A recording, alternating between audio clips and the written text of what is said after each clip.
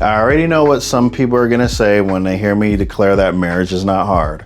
It's like, Malcolm, you don't know what I've been through. You don't know who I'm married to. You do not know how many times I've forgiven them. And you're right. I may not know everything that happened inside your marriage, but I do know this. Marriage is hard to your flesh. Of course, forgiveness is hard to your flesh, right? Of course, patience is hard to your flesh. Of course, forgiveness is hard to your flesh. Of course, patience is hard to your flesh. Of course, humility, gentleness, self-control, and loving someone who disappointed you is hard to your flesh. The Bible says the carnal mind is hostile towards God.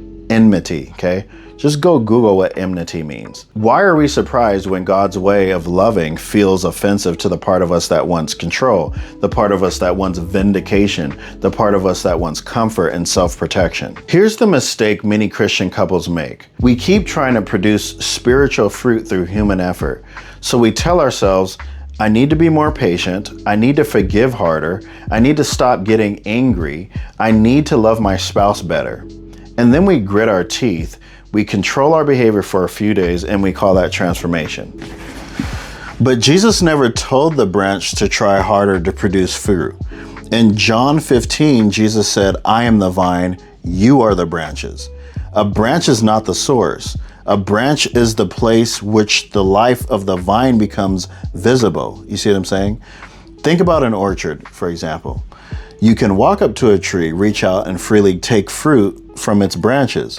Like the branch doesn't stop you and say, you know, you've already taken too much of my patience.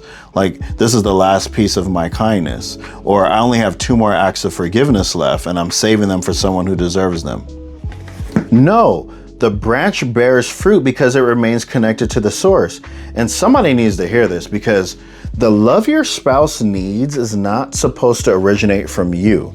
The patience your children need is not supposed to originate from you. The forgiveness you are being asked to release is not something you manufacture from a limited supply from your personality, okay? You are not the vine. You are the branch. Know your place. Your problem may not be that you do not love your spouse, okay? Your problem may be that you keep disconnecting from the source and then blaming your spouse because you have no fruit left. Jesus said, apart from him, we can do nothing. Not a little, not less effectively, nothing. That means you can remain married without abiding. You can go to church without abiding. You can quote scripture without abiding. You can post anniversary pictures, lead Bible studies, pray over dinner, and still respond to your spouse completely from your flesh. Because information about Jesus is not the same as abiding in Jesus. Jesus said in John 8:31, if you continue in my word, then you are truly my disciples. I don't remember reading, not if you heard the word, not if you highlighted it, or not if you agreed with the sermon. It said if you continue in it, if you practice it, if you remain in it, allow it to confront the way you think, the way you speak, react, defend yourself, and interpret your spouse. That's discipleship. 2 Peter says that God has already given us everything we need for life and godliness through the knowledge of Jesus Christ. Okay? Then Peter tells us to diligently add to our faith what? Virtue, knowledge, self-control, perseverance, godliness, brotherly kindness, and love. In other words, grace doesn't eliminate practice, okay? Grace gives you access to a new life, and practice teaches you to live from it. The armor of God works the same way. You don't put the armor of God because there's no battle. You put it on because the battle is not ultimately against your spouse. Your spouse is not the enemy, but when you walk by sight, everything they do can look like a threat. Their tone becomes a threat. Their silence becomes a threat. Their questions become a threat. Their disappointment becomes a threat. And when you interpret your spouse as the enemy, you stop wearing the armor and start using weapons against the person you are called to love. Sarcasm, silence, defensiveness, control, withdrawal, contempt, punishment, keeping score. Then we call marriage hard. No, walking in the flesh is hard. Get it straight. Trying to squeeze spiritual fruit out of an unrenewed mind is hard, okay?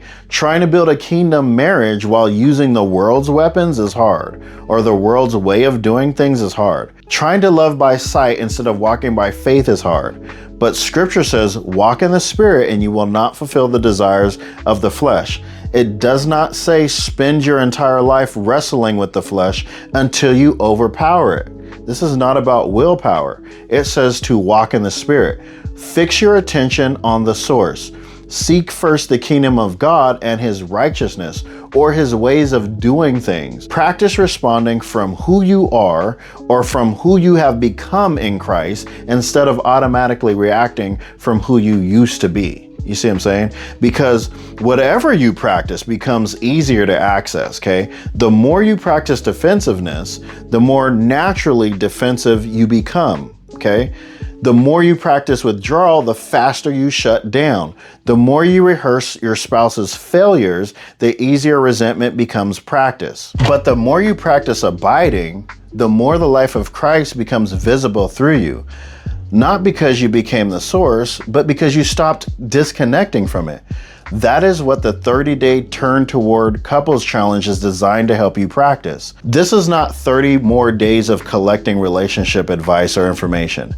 It is 30 days of confronting the fleshly patterns that keep interrupting your connection.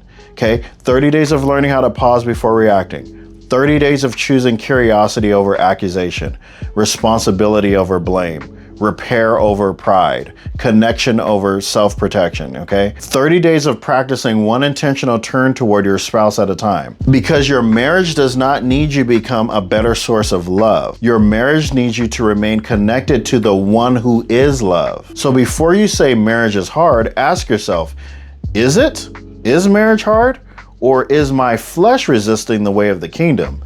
Am I abiding in Christ? Or am I demanding that my spouse produce the emotional conditions I think I need before I obey Christ? Am I walking in the spirit, or am I using spiritual language to justify fleshly reactions? That is the question, because your spouse may have wounded you, okay? Your spouse may need accountability. Your marriage may need boundaries or support or counseling or repentance and repair, but none of that changes who your source is. You are the branch. Christ is the vine. And when you abide in him, his life produces fruit through you that your flesh could never manufacture on its own, okay? So click the link in the bio or tap the button and join the 30-day Turn Towards Couple Challenge today. And stop trying to force fruit from the flesh. Start practicing how to abide, respond from the spirit, and turn toward the person God has placed beside you. Marriage is not hard, but it will always feel hard when your flesh is trying to do what only the spirit can accomplish. Titans aren't born, they're forged.